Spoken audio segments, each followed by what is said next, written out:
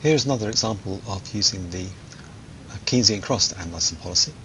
Here we have a situation where the IMF and perhaps donors are putting pressure on a poor country to reduce government spending. Probably worried about budget deficits. But the government itself is worried about, well, if we reduce our spending, what's the effect going to be on services like health, education, welfare, pensions that poor people depend on? The government doesn't want to do that, but it does want to acknowledge the pressure on deficits, so instead it raises taxes as another way of reducing the benefit, the deficit. So what effect on output do we expect if we analyse this situation of raised taxes with the Keynesian Cross? Well, this time there's no change in G, but we have got an increase in taxation. And this has been known as a fiscal contraction.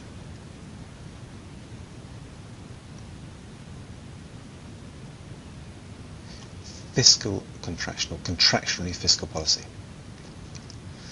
Now, there's no effects on G, so nothing changes here. But of course, C depends upon taxation. For this simple model, taxation is assumed to be personal taxation. And C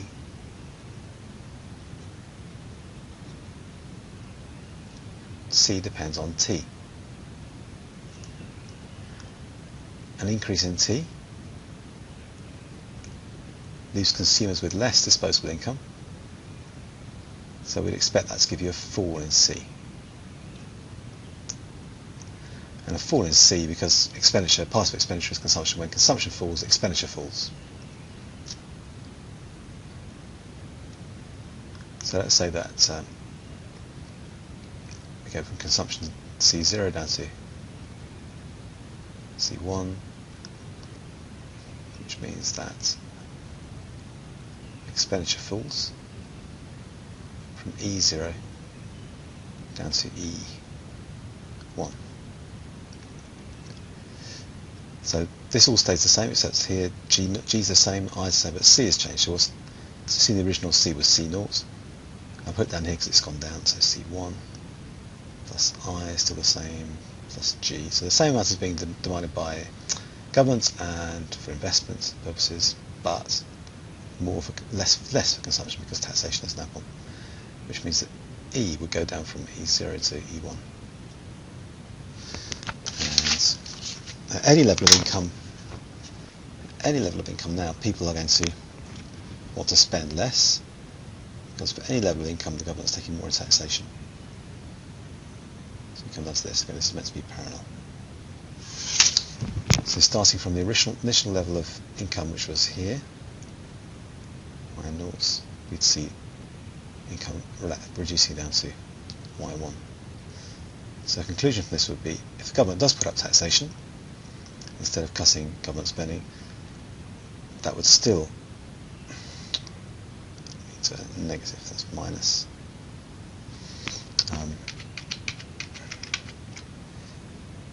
Fall in income from Y0 down to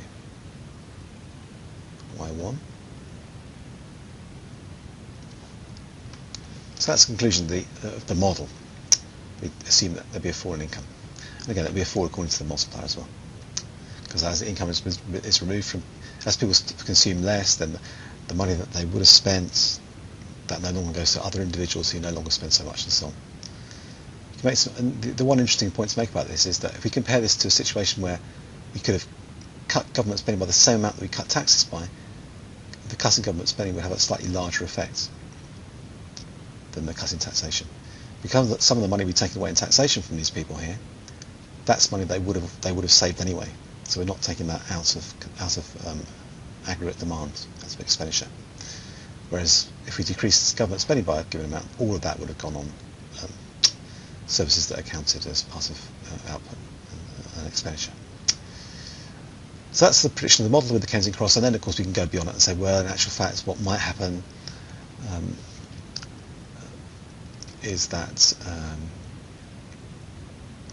if it raises taxes, this might have knock-on effects like deterring rich investors, like we're so worried about in the UK at the moment. The rich investors will go away, so have a further knock-on effect.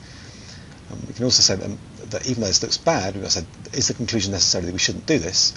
Well, if the government cares about reducing the deficit more than they care about the reduction in income, then perhaps that's worth doing. Is it the same as reducing government spending, which is what the IMF wanted? Well, we've seen the effect could be slightly less for the same given reduction. The other effect is, of course, distributional.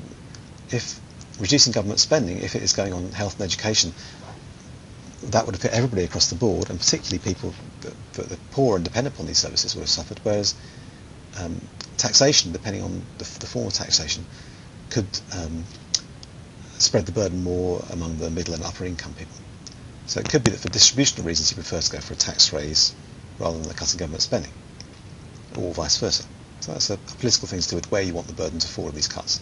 But the macroeconomic effect is very similar, in that you have a decrease in national income. And that's the end of that example.